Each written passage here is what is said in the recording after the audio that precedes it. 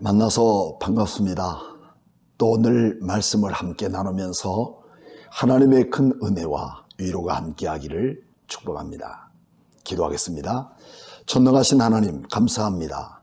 주님의 은혜 가운데도 주님의 은혜 가운데서 한 주간도 우리를 붙들어 주시고 주님 품 안에서 성숙한 그리스도인으로 살아갈 수 있도록 은혜 주신 것을 감사드립니다.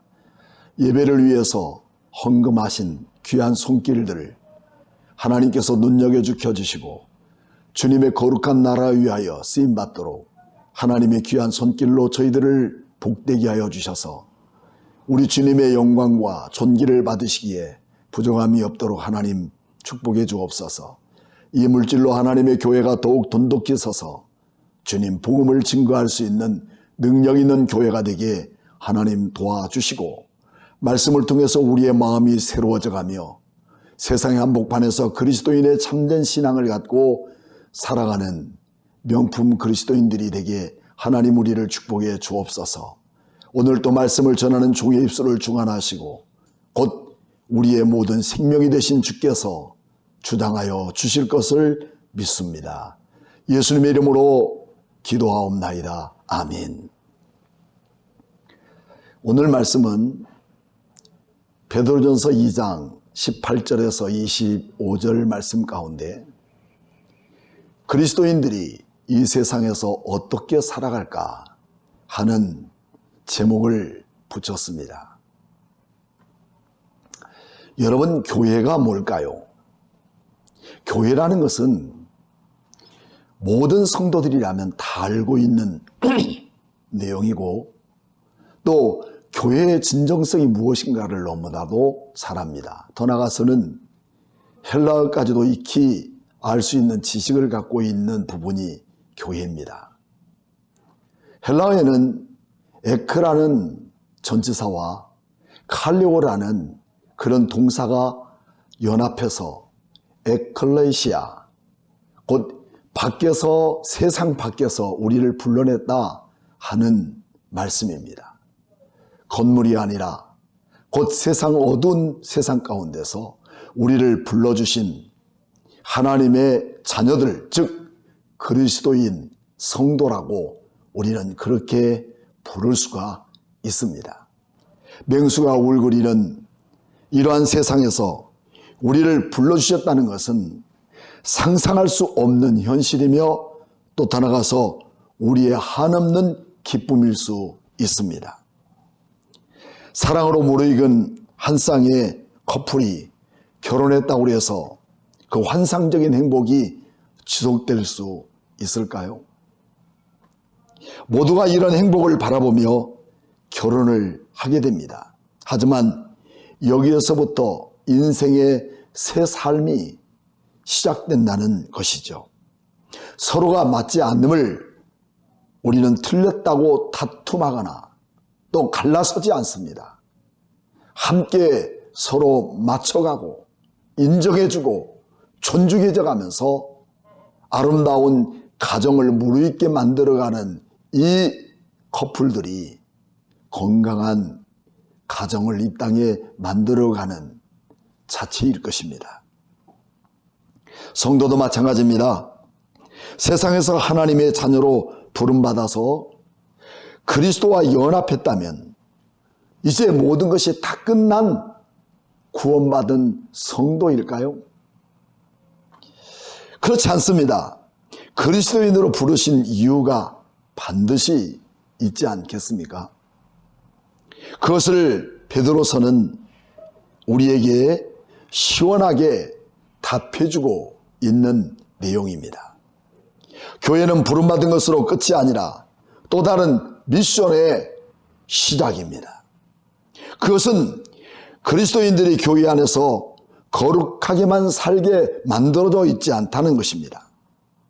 객관적으로 교회를 들여다보면 내가 좋아하는 사람끼리, 내 마음에 맞는 사람끼리 모여서 교제하고 사랑을 나누고 있습니다.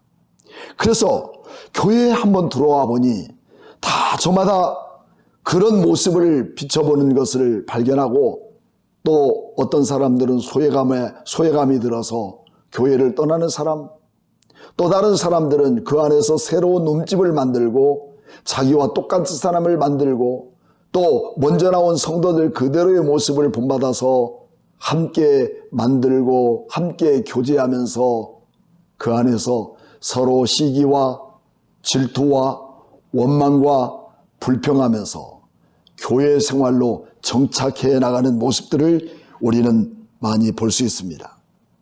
이 모든 것은 교회 생활 안에서 성도들에게 주어진 스트레스, 그래서 그 어떤 스트레스를 받고 있는 사람들 속에 새로운 사람이 우리가 들어왔다고 할 때 눈길 하나 주지 않는, 참으로 거북한 직장인의 상사처럼 여겨지는 부분들이 참 많다는 것입니다.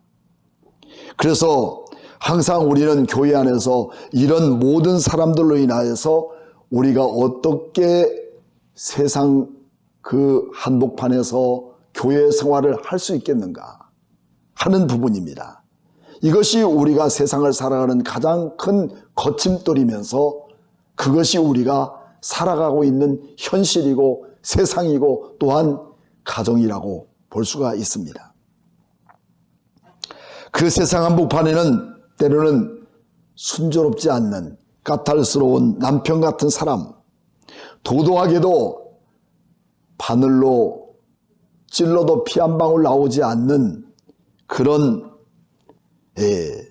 사람, 그리고 늘 스트레스를 주며 눈길조차 마주치지 않는 그런 거북한 상사와 같은 그런 집사님들, 이런 사이 속에서 사람들은 함께 살아가며 썩지 않고 더럽혀지지 않고 쇠하지 않는 소망을 갖고도 그 속에 살아있는 성도들이 동아줄처럼 얽혀 설켜 있는 직장생활과 같은 교회 생활 속에서 어떻게 사는 것이 진정한 믿음으로 사는 것인가? 이 기가 막힌 삶을 우리는 살아오면서 스스로 터득한 결과는 어쩌면 오랫동안 신앙생활한 사람들이 경험한 것처럼 우리에게는 남다르지 않게 고집과 아집으로 우리에게 깊게 자리 잡는 것 아니겠습니까? 그로 인하여서 수많은 사람들이 그리스도인으로서 때로는 상처투성인 우리들의 현 주소를 고발하고 있는 것입니다. 베드로는 이제 그리스도인이 이런 세상과 교회 생활 속에서 어떻게 살아야 하는지를, 그 지침서를 오늘 우리에게 보여주고 있는 것이죠. 2장 18절부터 20절 말씀을 우리 함께 눈으로 따라 보겠습니다. 사환들아, 범사의 두려움으로 우리 주인들에게 순종하되 선악을 간용하는 자들에게만 아니라 또한 까다로운 자들에게도 그리하라. 부당하게 고난을 받아도 하나님을 생각함으로 슬픔을 참으면 이는 아름다우니라. 죄가 있어 매를 맞고 참으면 무슨 칭찬이 있으리요. 그러나 선을 행함으로 고난을 받고 참으면 이는 하나님 앞에 아름다우니라. 여기에서 먼저 18절에 나오는 첫머리에 사환들아 라고 하는 것은 오이코타이라고 하는 그런 언어인데, 이 사환 속에는 집안의 하인 또한 종이라고 그렇게 표현할 수 있습니다. 당시 로마 사회에는 노예 제도가 있었습니다. 노예를 부리는 로마인들은 노예에게 상표를 등록하기 위해서 신체를 절단하거나 또는 거세하거나 강간 등 개인의 의지가 아닌 그런 주인의 기분에 충족되어 마치 상품처럼 그렇게 주인의 재산 목록에 사용되어 왔기 때문에 어떤 인권의 존중이라든가 인격적인 인간애를 찾아볼 수 없게 되어지는 그런 노예 제도 속에 우리 포함되어 있는 것을 봅니다. 그러므로 그들에게 붙여진 내용들은 사환들, 곧 그런 종이라고 하는 표현을 하고 있는 것이죠. 19절 말씀 보면 부당하게 그런 내용이 앞에 보입니다. 그런 주인 밑에서 겪고 있는 어려움을 표현하는 내용입니다. 평탄하지 않고 항상 울퉁불퉁하고 아슬아슬한 주인의 틈에서 울분을 터지면서도 자신의 그 감정도 표현할 수 없는 종의 모습 그 자체가 여러분은 그림으로 지금 그려지고 있습니까? 저도 군대 생활하면서 지금은 그렇지 않지만 참 선임들의 그 부당한 어떤 횡포에 잠을 이루지 못하고 한밤을 새카맣게 꼬박 샌 그런 경우들이 종종 있었음을 저는 기억이 납니다. 참으로 얼마나 때로는 억울하고 얼마나 또 분한지 우리는 한없이 울었던 적도 많이 있었습니다. 그런 분통 터지는 모진 고난을 20절에서 소개하고 있어요. 20절 말씀을 보게 되면 죄가 있어 매를 맞고 참으면 무슨 칭찬이 있으리요. 당연한 것이죠. 매를 맞고 죄가 있어서 매를 맞는 건 당연한 거죠. 그러나 선을 행함으로도 고난을 받고 참으면 이는 하나님 앞에 어쩌다고 하십니까? 아름다우니라. 이렇게 소개하고 있습니다. 여러분, 모진 고난에 대한 부분을 우리가 참고 이겨나갈 때, 참 아름다운 성숙한 그리스도인의 모습을 오늘 우리는 표현할 때 성도라고 또 그리스도인이라고 그렇게 우리는 이름할 수 있는 것입니다. 여러분은 어떤 사람입니까? 세상 사람들이 불러서 여기 왔습니까? 아니면 성도입니까? 참 선임들의 그 부당한 어떤 횡포에 잠을 이루지 못하고 한밤을 새카맣게 꼬박 샌 그런 경우들이 종종 있었음을 저는 기억이 납니다. 참으로 얼마나 때로는 억울하고 얼마나 또 분한지 우리는 한없이 울었던 적도 많이 있었습니다. 그런 분통 터지는 모진 고난을 20절에서 소개하고 있어요. 20절 말씀을 보게 되면 죄가 있어 매를 맞고 참으면 무슨 칭찬이 있으리요. 당연한 것이죠. 매를 맞고 죄가 있어서 매를 맞는 건 당연한 거죠. 그러나 선을 행함으로도 고난을 받고 참으면 이는 하나님 앞에 어쩌다고 하십니까? 아름다우니라. 이렇게 소개하고 있습니다. 여러분, 모진 고난에 대한 부분을 우리가 참고 이겨나갈 때, 참 아름다운 성숙한 그리스도인의 모습을 오늘 우리는 표현할 때 성도라고 또 그리스도인이라고 그렇게 우리는 이름할 수 있는 것입니다. 여러분은 어떤 사람입니까? 세상 사람들이 불러서 여기 왔습니까? 아니면 성도입니까? 여러분, 이런 억울한 일을 만나게 될 때 우리는 성도니까 세상의 한복판에서 이렇게 살아간다는 것은 여러분 얼마나 우리는 부당한 일일까요? 지금 이 시대가 어떤 시대인데 이렇게 부당한 일에도 바보처럼 살아야 하는 것이 성도요 또 그리스도인이라면 이거는 아마 정신적으로 또 육체적으로 장애자가 아닐까요? 이렇게 로마 사회에서는 노예를 물건이나 소모품으로 취급했다는 것입니다. 이런 제도 속에서 사회혁명가가 있었다면 혁명을 가르쳤겠고 인권운동을 일으켰을 것이며 또 제도를 바꾸라고 큰 소리를 내면서 우리는 데모를 주동했을지도 모릅니다. 그렇다면 교회 공동체는 이렇게 불의한 사회 구조 속에서 무엇을 하고 있었을까요? 18절 그리고 20절에 종에 대한 이야기를 하기 전에 이미 우리는 16절부터 17절 말씀을 다시 한번 눈으로 확인해 볼 수가 있습니다. 너희는 자유가 있으나 그 자유로 악을 가리는 데 쓰지 말고 오직 하나님의 종과 같이 하라. 이렇게 소개하고 있습니다. 주인에게 얽매인 종이기 전에 우리는 출애굽하게 하신 자유인이면서 하나님의 종이라는 것입니다. 그래서 하나님 나라의 백성답게 하나님의 말씀에 순종하며 살아가야 할 의무를 가진 그 자체가 우리는 세상 속에 있지만 자유인이라고 하는 그 사실을 소개하고 있지 않습니까? 이 세상의 한복판에서 아무리 육체적으로 또 정신적으로 억울한 일을 만났다 하더라도 복음 안에서, 교회 안에서, 믿음 안에서 세상의 종이 아니라 오늘 여러분과 저는 성도로서 이미 하나님의 종이라는 사실입니다.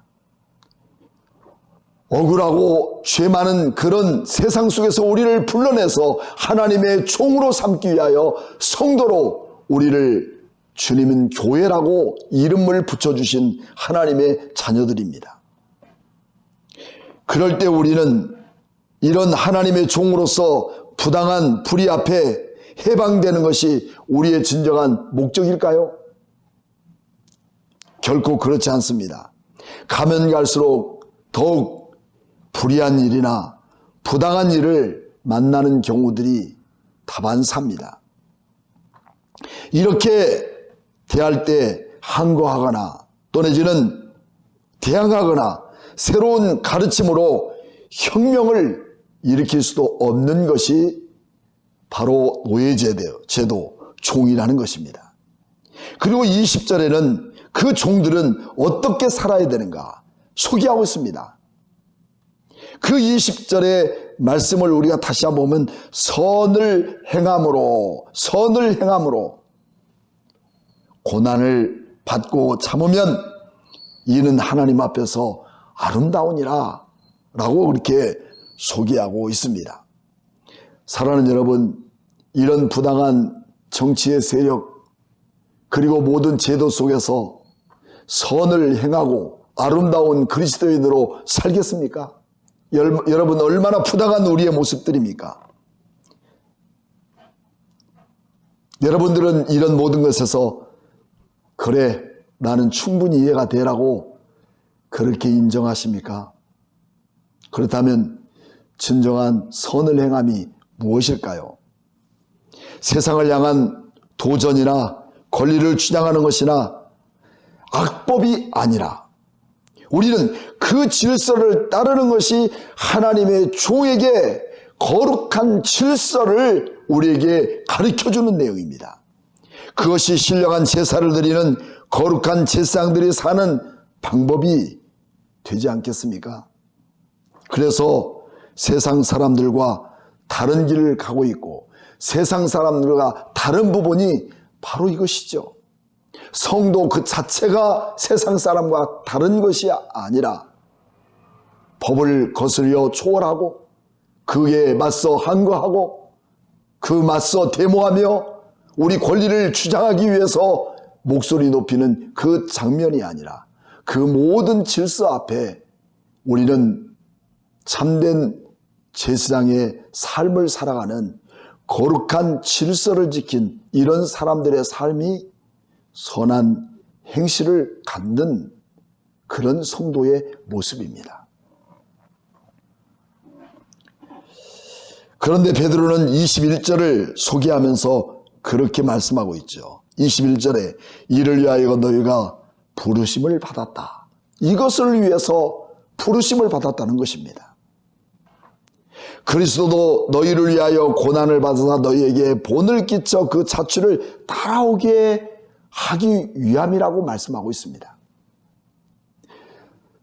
성경은 우리에게 이것을 위하여 부르심을 받았다고 말씀하면서 여기에서 불렀다는 말은 칼레오라는 그런 동사입니다. 그 앞에 전치사를 붙이면 교회라는 뜻입니다. 여러분, 우리는 교회입니다. 즉 주님께서 이런 일을 하라고 우리를 불러내신 성도란 말입니다. 이런 부당한 일을 어떻게 참을까요? 예수님은 제자들에게 물었습니다. 너희는 나를 누구라 하느냐? 마태복음 16장 16절 말씀에는 베드로가 곧 이어서 대답합니다. 이르되 주는 그리스도시요 살아계신 하나님의 아들이십니다. 이렇게 살아계신 하나님의 아들임에도 불구하고 예루살렘으로 올라가서 대제사장과 서기관과 바리새인들에게 그 고난을 받고 죽어야 하는지 그 이유를 알 수가 없었습니다. 그러나 본문에서는 그 이유를 알게 되었다고 말씀하고 있지 않습니까? 2장 21절 22절 말씀을 우리가 다시 한번 살펴보면 그는 죄를 범하지도 않았고 그 입에 거짓도 없었으며 욕을 당하되 맞서거나 욕하지 아니하셨고 고난을 당했으나 위협받지 아니하였고 오직 공의로 심판하시는 이에게 부탁하시며 얼마나 참 우리 예수님 하늘의 영광의 보좌를 안고 이 땅에 오신 그리고 예수님께서 요단강에서 세례받고 올라오실 때 이는 내 사랑하는 아들이요 내 기뻐하는 자라고 주님께서 하나님께서 우리에게 그렇게 말씀하셨던 하나님의 아들 예수 그리스도가 아닙니까? 그런데 세상의 권력과 힘 앞에 여지없이 무너져 버리고 그는 그 앞에서 잘못한 거나 부정한 거나 또한 부적절한 모든 것들을 하지 않았었다고 오늘 성경은 그렇게 우리에게 보여주고 있습니다. 그러면서 24절에 말씀하기를 이는 친히 나무에 달려 그 몸으로 우리 죄를 담당하셨으니 이는 우리로 죄에 대하여 죽고 의에 대하여 살게 하려 하심이라. 그가 채찍에 맞음으로 너희가 성도라고 인정받는 나음을 얻은 성도 아니냐 하는 것을 말씀하고 있습니다. 하나님의 뜻이 그리스도를 통해서 이 땅에 나타났고 그 그리스도를 통해서 우리가 부름받은 하나님의 자녀들 곧 그리스도인이라고 하는 성도로 인침받았다면 우리는 이 세상의 한복판과 교회 생활 속에서 어떻게 살아야 되고 있는지를 우리에게 지금 보여주고 있었던 것이죠. 교회와 성도는 세상에서 단지 부당한 주인 앞에서 정의를 소화하고 혁명을 일으키는 일이 당연하고 얼마나 이런 부분들이 오히려 쉽지 않겠습니까? 교회가 쥐죽은 듯이 숨죽이고 있어야 하는 것이 진정한 교회일까요? 한거하고 데모에서 혁명을 일으키는 것이 우리는 부당한 것에 맞서는 진정한 정의와 공의를 실현하는 거룩한 교회라고 우리 그렇게 우리 마음속에 생각하고 있습니까? 우리는 불의한 주인이나 비인간적인 노예 제도나 또는 로마 제국을 상대하는 싸움보다 그 뒤에 숨겨져 있는 결과가 아니라 숨겨져 있는 악의 세력과의 싸움이 우리에게 담겨 있다는 사실을 우리가 알아야 됩니다. 겉모습으로 들어가 있는 결과가 아니라 그 결과를 만들어내는 그 원인, 그 본질적인 악의 세력, 우리는 이 악의 세력들과 싸울 수 있는 영적 전쟁을 치르는 여러분 그리스도인이라고 하는 것이죠. 그래서 우리의 모든 심령 속에 주인이 회개해도 노예제도가 없어져도 로마가 멸망해도 이 세상의 악은 여전히 그대로 남을 뿐입니다. 에베소 6장 12절 말씀에 우리의 씨름은 혈과 육을 상대하는 것이 아니요 통치자와 권세자들과 그 어둠의 세상을 주관자들과 하늘에 있는 악의 영들을 상대함이라 이렇게 말씀하고 있습니다. 그 악에 대한 것을 어떻게 우리는 항복하는 것일까요? 여러분, 이 악은 절대로 항복되지 않습니다. 세상에서 모든 것들이 다 악한 것들이 사라졌다 할지라도 악의 본질은 사라지지 않습니다. 그러면 그 악의 본질은 어떻게 사라질까요? 그리고 그 악이 어떻게 이 사회 속에서 없어질까요? 완악한 주인 밑에서 불의한 일을 당한다면 누구라도 우리의 마음에 그 진한 감정 속에 보복하고 싶은 그런 생각도 사라지지 않습니다. 그래서 정당한 절차 방법을 찾아서 혼내주고 바른 질서를 잡아주고 싶은 마음들을 갖고 싶은 것이 오늘 여러분과 저의 마음 아니겠습니까? 하지만 주님은 우리에게 베드로를 통해서 말씀하는 부분들이 그것이 전부가 아니라는 거죠. 십자가의 은혜가 나타나면 주인이 없어지고 노예만 남아지는 그 자체가 아니라 주님의 은혜가 나타나면 근본적인 악의 세력이 소멸된다는 것입니다. 그러므로 오늘 우리는 우리에게 수없이 부당한 일과 어려운 일, 그리고 참을 수 없는 울분에 터질 수밖에 없는 고달픈 우리 인생 속에서 주님이 빠진, 감정에 폭받친 그 부당한 것에 대한 기가 막힌 내 삶의 감정을 폭발하고 싶은 그 자체, 그것이 내 안에 자리 잡고 있다면 주님의 은혜가 나를 통해서 흘러가지 않는다는 거예요. 여러분 누구십니까? 성도가 아닙니까? 진정한 성도는 오늘 여러분 안에 보여진 결과가 아니라 여러분 안에 깊이 흐르고 있는 예수 그리스도의 은혜가 우리의 모든 심령 속에 흘러가기를 주님의 이름으로 축복합니다. 여러분, 2021년 3월 17일에는 5.18 민주화운동 당시에 진압작전에 참여했던 공수부대 한 사람이 참회의 눈물을 흘리는 참으로 사회적으로 기가 막힌 그런 한 장면을 우리는 영상으로 보고 돌아오겠습니다. 네, 5월이 가까워질수록 광주는 더욱 선명해지는 기억이 있죠. 바로 5.18 민주화운동입니다. 당시 계엄군으로 참여했던 공수부대원이 사격 피해자 유족을 만나 41년 만에 참회의 눈물을 흘렸습니다. 조은혜 기자입니다. 5.18 민주화운동 당시 계엄군으로 참여했던 한 공수부대원이 수십 년간 감췄던 진실을 토해냈습니다.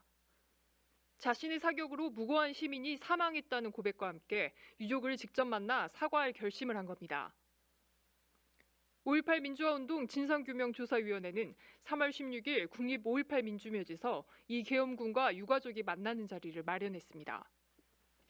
피해자는 당시 25세였던 고 박병현 씨로 농사일을 도우러 보성으로 가는 길에 광주 노대남재 저수지 부근에서 사살됐습니다.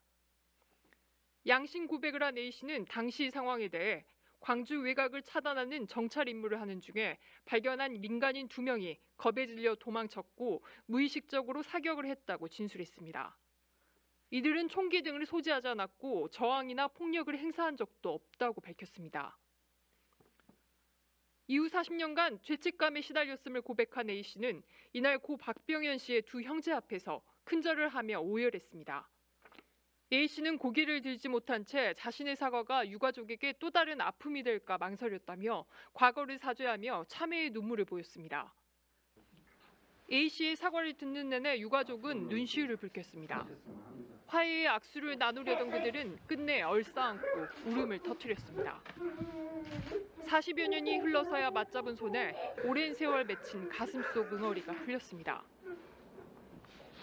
유가족은 오히려 A씨를 위로하며 용기 있게 사과해줘서 고맙다는 말을 건넸습니다.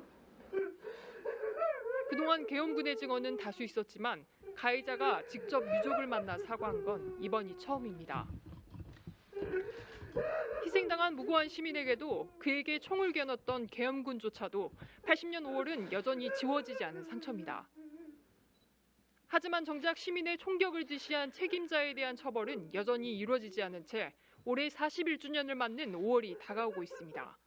이처럼 성도는 이 세상에 정의를 요구하는 정도를 위해서 사명으로 부름받은 성도가 아니라는 것입니다. 진정한 성도는 이 세상을 밟고 살아가면서 썩지 않고 더럽히지 않고 쇠하지 않는 산 소망의 나라, 그 실체를 우리의 삶에서 드러나야 됩니다. 그러면 고난을 받으신 예수 그리스도를 다음에는 소개하고 있습니다.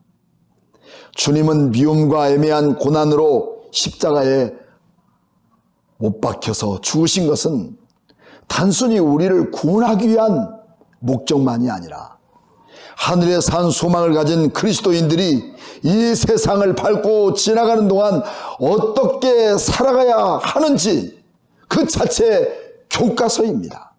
주님은 나의 삶의 교과서예요. 주님이 가신 것처럼, 주님이 가신 길처럼, 주님이 가신 그 모든 것이 오늘 우리 성도들이 따라가야 하는 이 교과서 그대로 살아가야 할 것을 우리에게 당부하고 있는 내용이 여러분 우리에게 주어진 신앙의 모토입니다. 주님은 부활의 생명으로 악을 이기고 승리하신 부활의 생명을 우리에게 선물로 주신 것입니다. 그 생명은 분노를 참지 못해서 교회에서도 세상에서도 폭발하고 혈기를 내고 또 복수나 정의를 구현하기 위해서 팔을 걷어붙이고 앞장서서 거치고 또 큰 목소리로 우리는 얼마나 큰 소리를 쳤습니까? 그 결과 십자가에 못 박으라고 외치는 그 소리가 오늘 교회의 삶의 현장 속에서도 그대로 드러나고 있는 그 모습이 아니겠습니까? 주님은 지금도 사순절을 통해서 외치고 있는 그 거친 목소리는 우리 자신에게 지울 수 없고 흘러버릴 수 없는 강력한 증거입니다. 그것은 십자가의 길입니다. 이제 우리는 그리스도의 발자취를 우리가 따라가야 할 길을 제시해주고 있습니다. 여러분 이렇게 부당한 세상, 부당한 사회, 부당한 교회 생활 통해서 내가 묵묵히 선한 일을 하면서 참는 것이 전부이겠습니까? 그래서 우리는 또 참아가면서 지금까지 살아가는 우리에게 있어서 억울합니까? 이해할 수 없습니까? 용서할 수 없습니까? 그래서 내 목소리를 이제 낼 때라고 생각하십니까? 그래서 우리는 모두 한 목소리로 이제는 바꿔야 된다고 강력하게 주장하고 있습니까? 진정으로 우리가 가야 할 오직 한 길은 말없이 묵묵히 걸어가야 할 그 길, 주님이 먼저 가신 고난의 길, 십자가의 길이며 그 길이 우리가 이 세상을 이기는 승리의 길이라는 것을 성경은 우리에게 보여주고 있습니다. 마태복음 16장 21절로 28절 말씀을 우리는 제자들을 모아놓고 부활하신 예수님이 생명의 말씀을 전하고 있는 내용이 우리에게 보여지죠. 우리 함께 읽어보겠습니다. 21절 말씀, 마태복음 16장 21절 말씀. 이때로부터 예수 그리스도께서 자기가 예루살렘으로 올라가 장로들과 대지상들과 서기관들에게 많은 고난을 받고 죽임을 당하고 제3일에 살아날 것을 제자들에게 비로소 나타내시니, 베드로가 등장합니다. 베드로가 예수께 붙들고 항변하여 이르되 주여 그리하지 마소서, 이 일이 결코 죽게 미치지 아니하리라.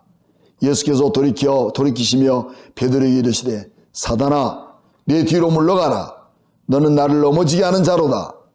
내가 하나님의 일을 생각하지 아니하고 도리어 사람의 일을 생각하는도다 하시고, 이에 예수께서 제자들에게 이르시되 중요한 내용을 선포하십니다.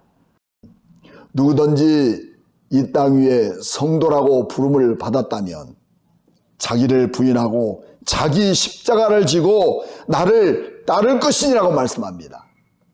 누구나 다 제 몫의 태인 십자가가 있습니다.